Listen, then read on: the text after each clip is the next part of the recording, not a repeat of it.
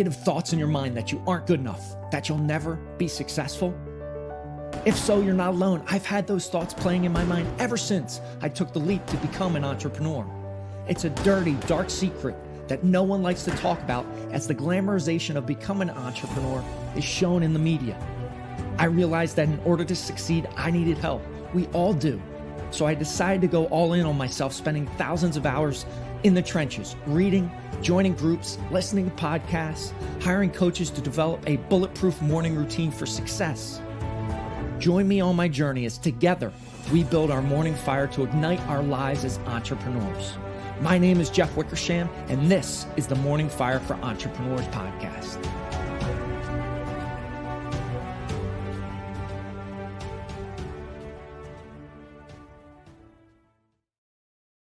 Welcome to the show. I am excited to have special guest Christoph Nauer on the show. Christoph, welcome to the show.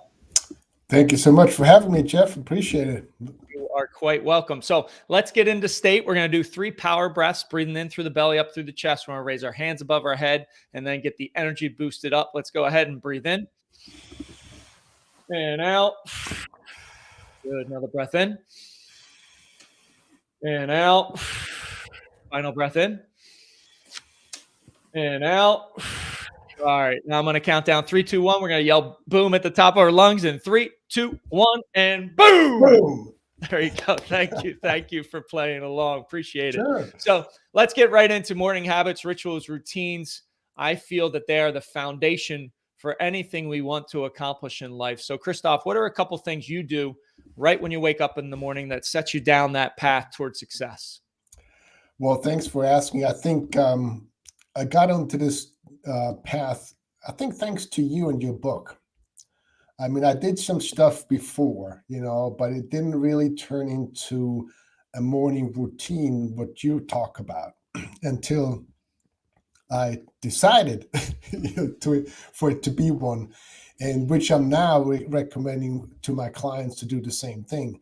I say, if you want to play at a 10, I recommend you create a morning routine for yourself. Before you jump in, have something that sets you up for that.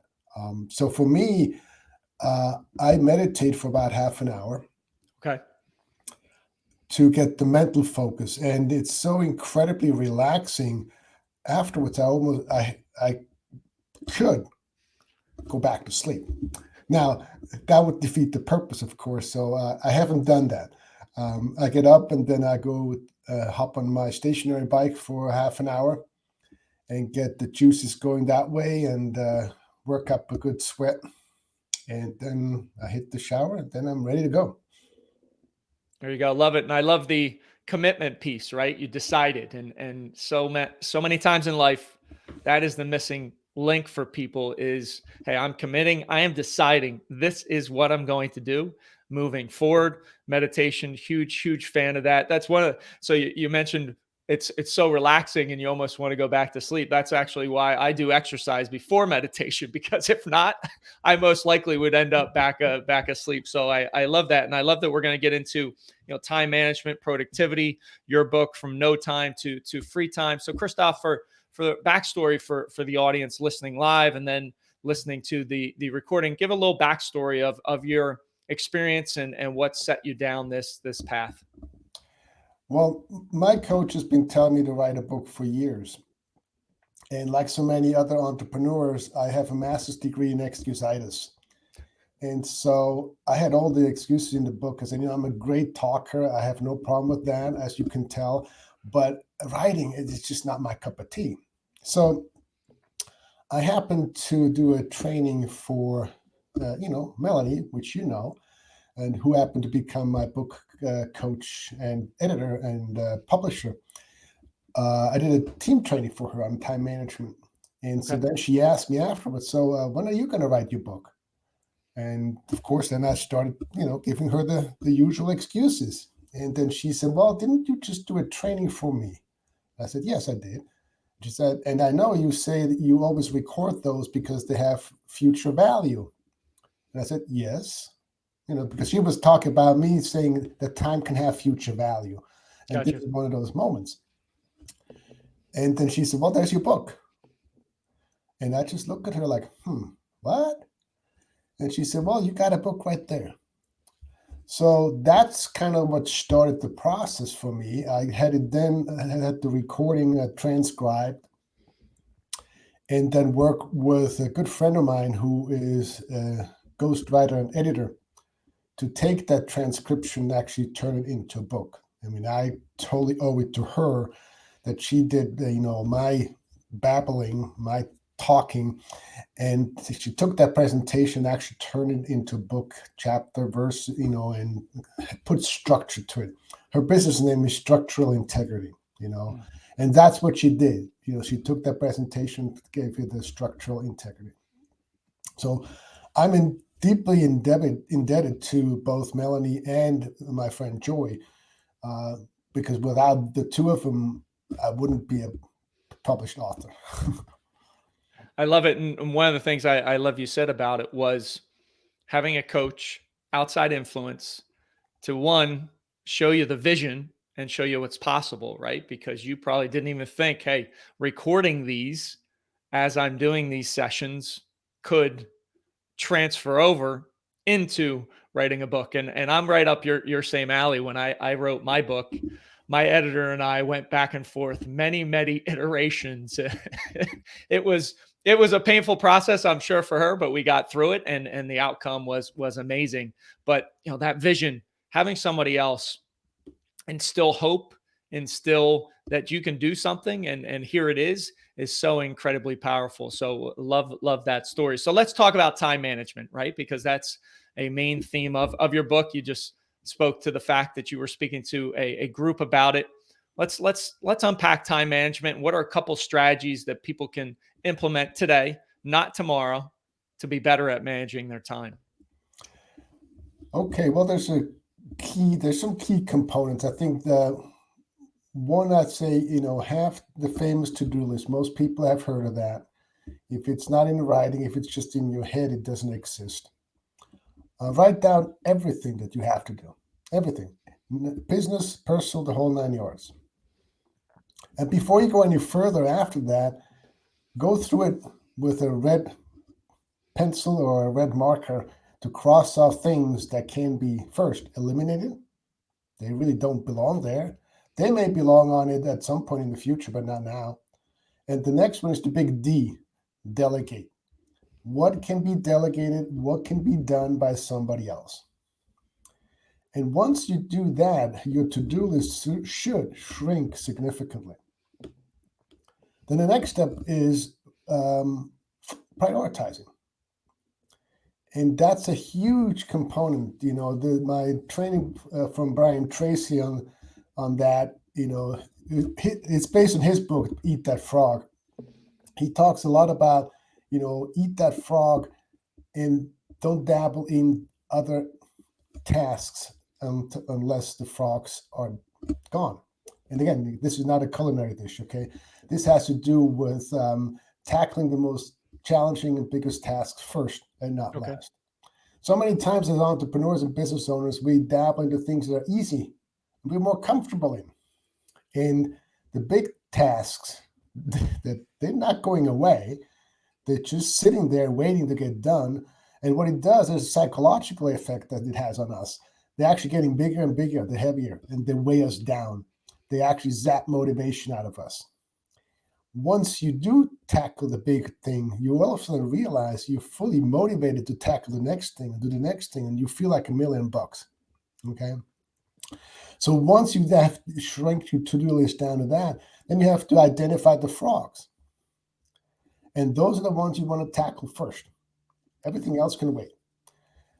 In order for this to get done, then you have to assign I suggest to assign a duration. How long will it take to complete that particular task? And then look for a place on your schedule where you can complete that task. If it's a big one, break it down. You know how the saying goes, how to eat an elephant, one bite at a time. Right. But then it goes into time blocking on your calendar. So that you block time for those items. And then once you have a schedule, last but not least, follow it. Don't give it away to others. do quite a bit of work with my clients on that. I had a client who was at the beck and call of his clients. And so even if he created a nice, good schedule, he allowed his clients to derail and destroy that schedule. And so we have to let clients know when we're available and when we're not, and how soon they can expect a call back. Because just because they want something right now, and for them they consider it an emergency, doesn't mean that's an emergency. I always use the analogy as, if you want to see your doctor or your dentist, you're not going to call up and say, "Hey, doc, I want to see you tomorrow at 2, or I want to see you now." Say, well, if it's an emergency, go to the emergency room. But my next appointment for you is, in 2 weeks at this and this time. Why are we any different? Gotcha. So this is a process I highly recommend folks follow. Your productivity will skyrocket. One of the other concepts that Brian Tracy teaches is the 90-15-90. So basically 90 minutes fully focused working on a particular task, complete everything, close down everything so you have no interruptions, focus for 90 minutes, take a 15-minute break, and do it again for 90 minutes. And if you follow that just once a week, your productivity just absolutely skyrockets. Gotcha. And I love one, I'll go through the list, writing down everything, right? Writing it down. It's so critical when you don't have a roadmap, when you don't have it out of your mind and physically on a piece of paper, it's tough to stick to it. 2, eliminating delegating, actually going through that list and saying, hey, what can I eliminate? What's not going to move the needle in my world today? What can I delegate? Technology is a huge, huge piece to the equation. And we use it for our social media or connection. You can use it to eliminate things, that delegate things that you don't need to have. They aren't high priorities. And then prioritize, right? Time block. That's so critical. And you're using Parkinson's law of time, right? As you give 30 minutes for a task, it's going to take 30 minutes. If you give 3 days for a task, it's going to take 3 days, right? You want to condense that time. So important. And then follow your schedule and don't let others put time on it. I used to be in corporate America. I see that as such a problem in corporate America, that people just throw time on your calendar. They don't even look if you're available. They just put it up there, and then you're not in control of your schedule. So I love those 4 points. One question I had, and I hear this very, very often, and I'm acutely aware of the language we use when we speak. What do you think when people say I'm busy? Yes, I know. I hear that all the time. And if you're not busy, you're frowned upon. There's got to be something wrong with you. You're a business owner and you're not busy? Well, you must be either not very good at what you do or who knows what. Right. But there's a big difference between being busy and being productive. And those two are not the same. And the myth that 12-hour days are going to be, you get more done and you're more productive than if you only work 8 hours a day, that is a myth. That's actually not true. Your productivity goes down. The idea of working through lunch, sitting at your computer and shoveling some food in your mouth while still working, you get more done. No. If you take a lunch break, you're more productive in the afternoon. So those are the key things. In busyness, quite often we are busy because many times we work on the wrong things. At the end of the day, if we should be able to put up our feet, relax, and not feel guilty about all the stuff that didn't get done. We should be able to say, yes, all the critically important tasks, the ones that give me the most ROI for business, but also personal fulfillment, satisfaction, and recharging my own batteries, which is what you teach with the routine. That those two things, if we can say we've done that and we feel comfortable having achieved that, then that's the win-win. But whether we busy ourselves with stuff and look for more stuff to do, that's not what it's all about. I mean, I have an entire blog post and a podcast on the particular how to plan the ultimate day. You know, it includes what are you doing for yourself? What are you doing for your loved one? What do you do for basically to recharge your batteries? And those are questions and items we most of the time do not put in our calendar. Right. So, you know, caution, I would say caution that when people say I'm busy, okay, but are you productive? Are you getting the stuff, the critically important tasks that need to get done? Are you getting those done? And are you having quality time with your loved ones? Right. No, anytime I hear busy now, I always come back with, okay, I can completely understand that, but are you productive? And Yes. it kind of shocks people into thinking, wait a second, there's a different way to look at this. And I always interpret when you say busy, there's a lack of control in your life. You're just running around, you're busy, you're not productive, and it's no wonder why anxiety, stress, depression are at all-time highs, because we are letting life happen to us rather than take control of your life and be productive. And to your point, 10-12 hour days, it's law of diminishing returns, right? You can't do it without recharging, without taking time, stepping away. If it's that 90-minute interval, 15 minutes of rest, 90 minutes, you need that break, that release, that time to recharge. It's like filling up a cup of water. You can only fill up that cup of water so much before it starts overflowing over the edges, and then you can't fill it up anymore. And that's very similar. So I appreciate you sharing, and I know you got a smile when I asked busy versus productive, because it's the default pattern that so many people use in our language and how they speak, and we need to change that if we're going to change how productive and efficient we are, and having that true work-life balance. So work-life balance, let's get into that here briefly. What are one or two things you feel are essential to create that work-life balance? Well, we all go into business for a couple of reasons. One, we want to be our own boss.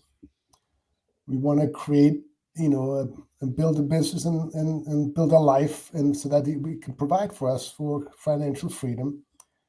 And and that's wonderful. And if that's possible, actually, to have a fulfilling business and a fulfilling life without jeopardizing one or the other. It doesn't mean that in order for you to have a successful business, you need to work 80 hours a week. And so part of it is too, like you said, stress, burnout, all the consequences, health consequences that stress has on a person are rampant in our society. One of my clients said to me after, it's so wonderful that you give me permission to put myself first. And I was like, wow, you know. And part of it is it's we live in a society where you're not supposed to put yourself first, and that's so wrong. The only time we get this correctly is on the airplane. They tell you put your mask on yourself first before you help somebody else. And then as a woman, as a mother, they already come pre-planned, pre-programmed to take care of everybody else and put themselves last. So when we have society breathing down our neck that you to put yourself first is selfish. It takes a huge effort to swim against that stream and debunk that myth and say no, that is not correct. Because I believe that when we balance the six, and that's why my business name is Balance Six, when we balance health, relationship, time, money, self improvement, higher power, spirituality, that's when we truly at our best. The best version as a spouse, as a parent, as an entrepreneur, business owner, as a leader, as an employer, as an employee, it doesn't matter. And when we're out of balance, that's when those things that you mentioned happen. Stress, stroke, heart attacks, etc. So it's critically important that we have time set aside for us. I talk to my clients, okay, if you had 3 to 5 items in your life on a regular basis that would recharge your batteries. What are those? Write them down. Because again, if they're not written down, they don't exist. And then after that, once you actually see what they are, now we got to make sure that they become part of your schedule, not an afterthought, part of your schedule. It's critically important in my opinion. No, I love that. And I feel, to your point, society tells us taking care of ourselves or spending time on ourselves is selfish. I would say it's the most unselfish thing you can do, because you show up so much better, so much more powerful, so much more energetic. You're focused. You have love to give to all those that you truly care about. And it is the most unselfish thing that you can do in the world, is actually take time for yourself, develop personally, professionally. Then everybody around you's gonna feel it. So love that, Christoph. So where can somebody find you if they're looking for the book or want to connect with you? Best place is just to go to my website, balance6.biz. So the word balance, the number 6.biz. They can get the book from that website. I have a bunch of freebies there. There's a link to my podcast. My podcast is full of great tips and tricks. Some of the stuff that I've talked about today. I'm going to a little bit more detail. Each episode is about 15 minutes. So easy to digest, packed full of great information. That's all there from my website. Again, balance6.biz. Thanks, Christoph. I appreciate you being on the show. Well, thank you so much for having me. It was wonderful being here with you. Thanks, everybody, for listening. Thanks for watching. Have an amazing rest of your day. Rise, fight, love, repeat. Get after it. And I'll talk to you soon.